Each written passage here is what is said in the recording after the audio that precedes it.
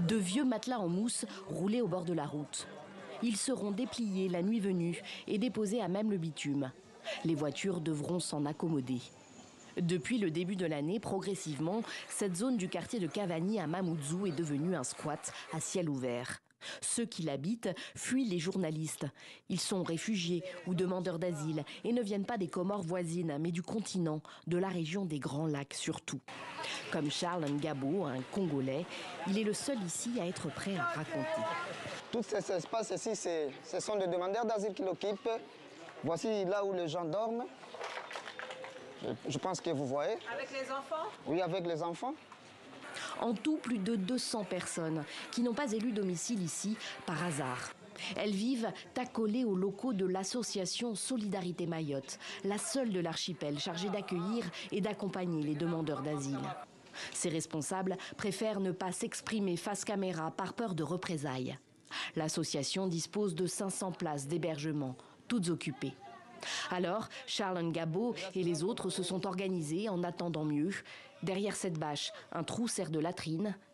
Leur toilette, ils la font un peu plus loin. C'est ici que nous prenons douche. Nous cherchons de l'eau quelque part là-bas et les gens viennent se laver ici. À côté des poubelles? Ah oui, on n'a pas notre endroit. L'eau provient de cette fontaine. Elle sert aux habitants du quartier dont les maisons ne sont pas raccordées au réseau public. Ils achètent une carte et remplissent des jerrycans. Et le problème que nous avons, nous les demandeurs d'asile, parce que nous n'en avons pas la carte d'accès. On attend celui qui a la carte, les habitants d'ici, s'ils viennent prendre de l'eau, nous profitons.